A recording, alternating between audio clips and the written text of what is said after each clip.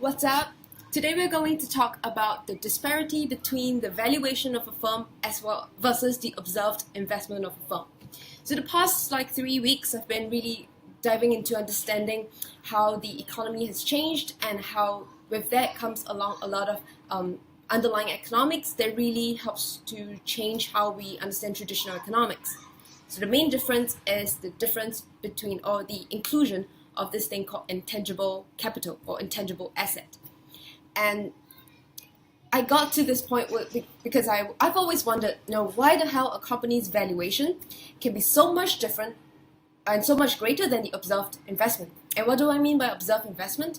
That means the assets and stuff that you can almost see and justify the pricing. So for example, I can buy a laptop, and that's an investment by the company, and that adds to the assets and balance sheet. Or I buy a factory to produce, some cars, and that factory as well as the machineries in it are part of the tangible investment or tangible capital.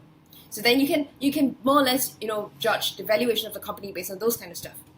But the key difference is that the valuation includes the value of this intangible capital investments that's correlated to the tangible assets.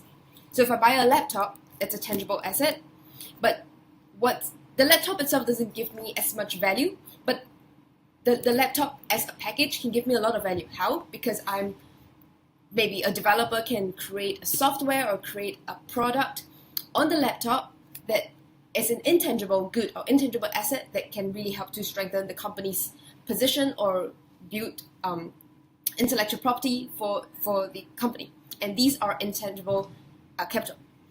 So this brings to this big question. How in the world do we measure this intangible capital investment? How can we define if a company, crypto or not, how can we define that they have intangible capital and this amount can justify the difference between your amount raised and the investment that's there versus the valuation of the company? And this is something I've been thinking about quite a lot lately. And I come across this economist. He's my new economist. He's my new favorite human. His name is Eric Brian Jolson. Complicated name. I will link the paper. I'll link his profile in the comments below, so you can check out his work. It's very interesting. He specializes in digital economy. So as I mentioned before, like many videos ago, our economy has changed from a traditional economy where I have to produce one extra mouse. There's a cost to it. But if I take a picture of this, or I take this video, I copy it and send it to someone, it's free. So, but this video has value, right? Because you're learning something at the same time. So how do we measure these intellectual property? How do we measure these intellectual capital? And how do we correlate them to the value of products or the value of companies? And that's something I'm also thinking about, because a lot of people keep asking, okay, how do I value how can I use token economics, or how can I use economics to value my crypto and value my token? It's not as easy as that, and it depends on what you want to value, or how do you even value a crypto fund, or not crypto fund, a crypto project. So this paper that I'm reading, it talks about the productivity J-curve and how it includes intangible capital into the calculation, and the formula is pretty simple, if you can see here. It's V0 and it's the summation of some aspects. And that's one of the methods. I'm still reading the paper. I'm just halfway done.